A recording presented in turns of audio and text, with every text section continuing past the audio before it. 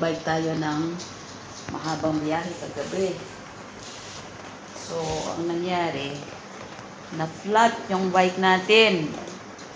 Yan. Butasan yung gulong natin. So, ayusin natin ngayon yan. Mag-aayos tayo ng flat na gulong. Ito na siya. Napaklas na natin kanina yan. Yung interior design. Ito siya. Ayun. Oh. Kailangan pag-aralan natin yan pag nagbabike tayo. Dapat may alam din tayo kahit babae tayo. Tapos, hinahanap ko na kanina yung butas nito. So, ipapatchy natin siya. Tara magpatchy tayo. Kanina, kikiskisin lang natin yan para maganda siyang dikitan ng patchy. Mamaya yung butas niya. Okay. Dapat yung sa gilid niya maging clear muna yan. Walang mga sabit-sabit. So, ito pala yung binila natin na pang patches. Easy na yan. Madali nang ilagay. Hindi na katulad nung dati na manual. So, easy na siya. So, ayan siya. Yan. Bubuksan natin. May tusok na yan dito sa gilid. Then, ayan na. Nalagyan natin yung surface para dumikit siya ng maayos. So, kailangan i-check natin mabuti na malagyan lahat. Butas na nilalagyan ko, dapat talaga sukat to dun sa patches na ilalagay natin para lapat na lapat yan. Para makover yung butas. Okay.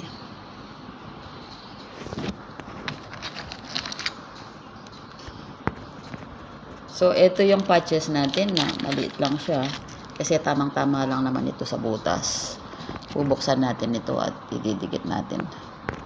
Pero bago natin siya ilagay is dapat yung butas natin is matuyo muna siya ng bongga para madikit siya ng maayos. So, i-wait muna natin siya. Meron pala tayong nabibiling buong kit na yan. Meron tayong adhesive sealant. Ito siya. Pandikit natin. Ito naman yung pinaka-patches natin. So, iba-ibang size yan. Depende kasi yan sa butas. Ito yung isa pabilog. Ayan. Tapos, ito naman yung pangkiskis natin, which is hindi ko alam kung ano yung eksaktong pangalan nito. Which is ginawa na natin kanina. At the same time, meron tayong rubber, yung small rubber dito. So, ang gamit nito is para matest natin siya kung pwede na bang idikit yung patches na. Ayan. Ito yung pang-testing natin kung dumidikit-dikit pa to. So, hindi pa siya pwede. Dapat hindi na talaga siya dumidikit bago natin ilagay yung patches. So, parang ito, medyo konting dry pa siguro. Kasi meron pa siyang patuyuin muna natin siyang ng 3 minutes. Kasi nga, nung tinesting natin kanina is may konting sabit pa siya. So, that means may konting dikit pa. So, after 3 minutes, and then babalikan natin siya, ididikit na natin yung patches niya. Ito, tapos na yung 3 minutes. Kukuha na natin yung isang patches natin, which is same size nung butas natin. Ayan, babaklasin natin siya. Okay? And then, baklasin pa natin. Then, yan. Sabay, dikit na natin dito. So, paalala nga pala, bago nyo idikit ito, to make it sure na walang hangin yan. Kasi magkakaroon tayo ng problema dyan. So, tinanggalan na natin ng hangin yan. So, flat putin na yan. Yung mga kababayan kong kapampangan dyan, Maya Payaldoke kayong So, make sure natin doon sa kalagitnaan ng butas, which is this part, ilalagay natin itong ating patchy ba ang tawag dito. Dapat saktong-sakto lang siya dito sa butas natin. Dito lang siya. Ayan. Okay. Then, ipa-flat natin. To make it sure na talagang flat na flat siya. Okay.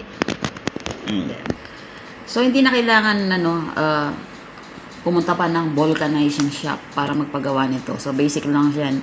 Kayang-kaya natin yan kahit mga babae pa tayo. Okay. So, kita nyo kung gaano ka-flat yan. Smooth na yan. See? Ganyan lang siya ka-basic. Mas lamang pa yan doon sa pinavulcanize. Ganun siya ka-smooth. Kung makikita nyo, ganun siya ka-flat. So, basic na basic lang. Kayang-kaya natin gawin yan, mga kabays. So, tingnan nyo kung gaano ka-basic yan, oh. Oh, wala na. Flat na siya. Ayan. Napaka-importante nitong maliit na kit natin na to. Imagine mo, matutulungan tayo nito sa madali ang... Tingnan nyo kung gaano ka-importante yan. Pwede na natin gawin ito at makauwi tayo na maayos pa rin yung bike natin. Kahit sa sarili lang natin, kaya natin gawin yan. So, dapat, pag nagbabike kayo, lagi nyong dalhin yan. Lagi nyong isama yan. Ilagay nyo sa bag nyo, sa pocket nyo, para laging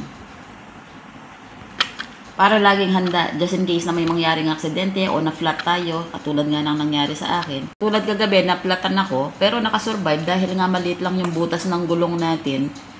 Kaya nga pinapaalala ko ngayon sa inyo na magdala kayo nito kasi hindi ko nga siya dala kagabi. Pero at least nakasurvive pa rin ako, nakauwi pa rin ako ng bahay. Dito, at least nakauwi tayo ng tinakbo natin yung 55 kilometers ng ligtas. Pero next time, paalala, lagi tayong magdala ng bala para maayos. Paalala din yung mga basic na kailangan natin pag magbabike tayo. Napaka-importante nito. Lalo na to, napaka-importante nito. Wag nyong kalilimutang magdala ng tubig dahil pag nahuhaw kayo, yan ang panagibuhay natin. At isa pa, ito pa, napaka-importante din nito. Ang bomba. Just in case na maplatan kayo. Ayan. Din sa inyo kailangan mga yung mini size lang. Yung ganito lang kalaki, na saktong-sakto lang para hindi siya baggy ba. Nadalhin. At least ito kahit sa pocket nyo lang mailagay nyo. Yan ang tatlong basic na napaka-importante. Meron pa palang pahabol Napaka-importante din nito na parang wala lang, na parang clip lang. Pero ito yung pangtanggal ng interior natin, yung gulong natin. Makakatulong sila. Ito yung gamit na maliit lang pero ang laking bagay para makatulong sa atin. Yan lang ang mga tips na may papayo ko sa inyo na dadalhin natin pag nagbabike tayo. Aral na din sa akin yan, which is paalala na din sa inyo. Pero paalala din pukpukin nyo pa rin para dumikit ng maayos. At saka pala, wala lang akong mabigat na bagay dito. Ipitin nyo ng mabigat na bagay para magdikit talaga siya. Itong magpatchy tayo. Lagyan nyo din ng mabigat na bagay. Pabayaan nyo ng a little time bago natin talaga flat. Ayahan natin matuyo. At least 5 minutes minimum. Then tsaka natin ibalik sa gulong. Papakita natin kung paano mamaya na maibalik sa gulong yan. Hanap na mabigat na bagay na pwedeng pagpatungan sa kanya. So, ginamit ko na lang itong mesa natin. Ayan. Para ma-flat talaga siya ng bongga. Ayan. So, hihintayin ko lang siya. Max 5 minutes. Bago natin siya. 5 minutes done. Eto na tayo. Kukunin na natin. Ayan. Swabe na siya. Swabing-swabe na siya. Yung pagka-flat niya. Eto. May butas dito to. May pito dito to. So, make it sure na pantay siya sa butas. Ang tawag natin dito is pito. May butas siya doon. So, pinasok na natin siya. Ayan. Then, i-make sure din natin, ito, dapat, nakalabas to. Ipapasok natin yung interior niya. Kasi, dapat lahat, buo. I-sure natin na, nakakapasok talaga siya ng maayos at nagpa-flat siya sa gulong natin. Dito. Bubuin natin yan. Tsaga-tsaga lang. Tsagain lang natin siya hanggang mapasok natin siya ng buo. Dito. Ang maayos. Kailangan, maayos talaga yung pagkalagay natin para walang maging problema. Tsaga lang. Tsaga lang mga ka-vibes. Lalo na sa mga kababaiang biker dyan. Kaya natin yan. Kailangan matuto tayo na hindi nakaasa lagi sa mga kalalakihan. Kailangan lahat ng bagay marunong tayo. Mga basic lang naman yan. Daling matutunan. Yan, dapat i-sure natin yan. Lapat yan. Kasi dapat hanggang sa mabuo natin siya. Kasi after nito,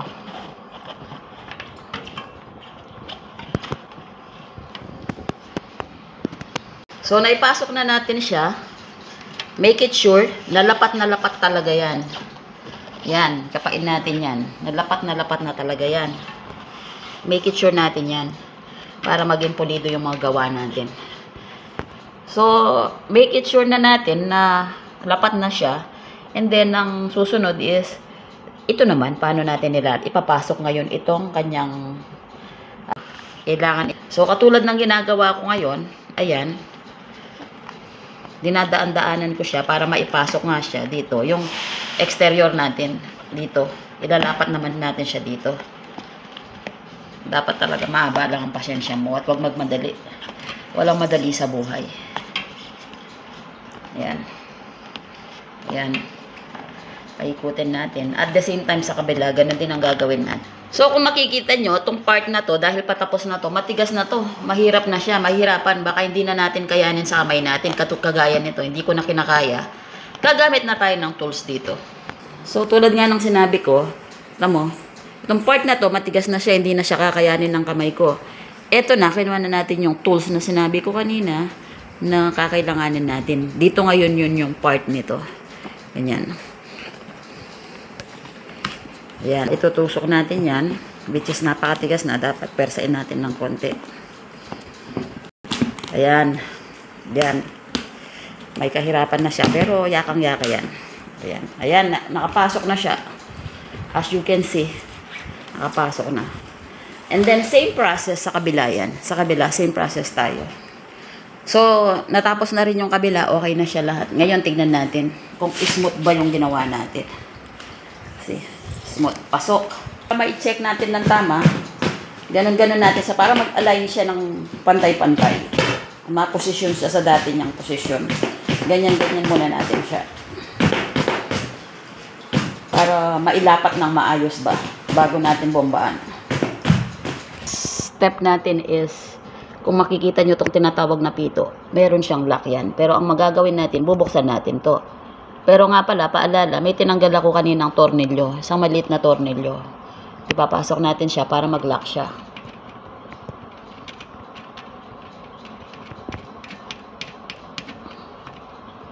Kailangan i-sure natin na nakalock talaga yan.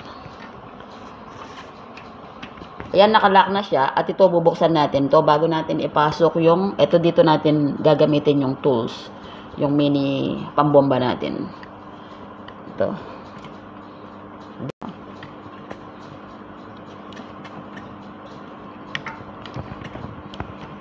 Kahit na ganyan lang yan, okay na yan. And then, tsaka natin iaangat to. And then, tsaka na natin siya ipapump.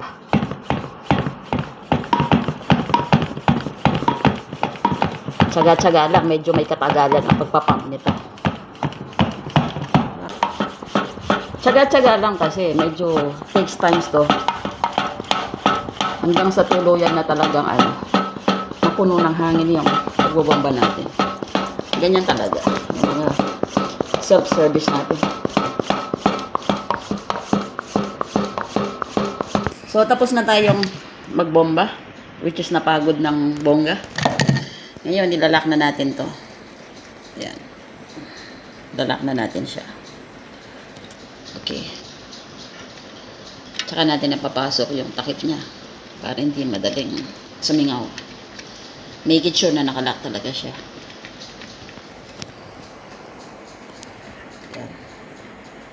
Ayan, sure na yan. As you can see, tama na siya. Wala man tayo ng PSI na pangkalibre dito.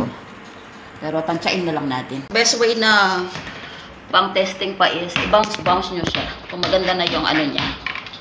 Kasi yung bouncing niya, So, napakaswabe na ng bouncing niya. That means, okay na to. Pwede na siyang isalpak. Pwede na ulit tayo mag-bike. Okay, ipapasok na natin siya dito. Isa sa mga sprocket natin. Tapos, meron siya dito sa nailagay na natin siya. Ikot natin siya kung swabe na siya. Pero hindi pa siya nakalock. Since na okay naman yata na siya. And then, yung next natin is, ito, assure natin na nakapasok siya dito. Ayan, okay siya. Ayan, ilalock na natin siya. Ayan, nalock na siya.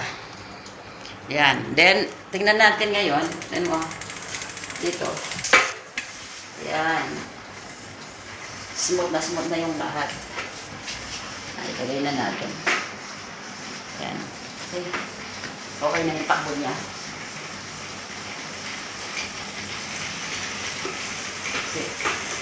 So, smooth yung pagkayari natin.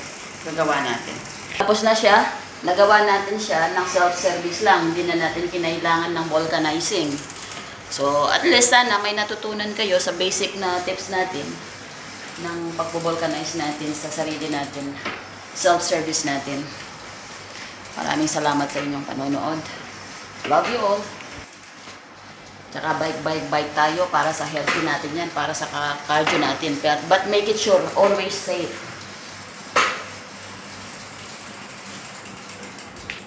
Expect na natin madumi ang kamay natin.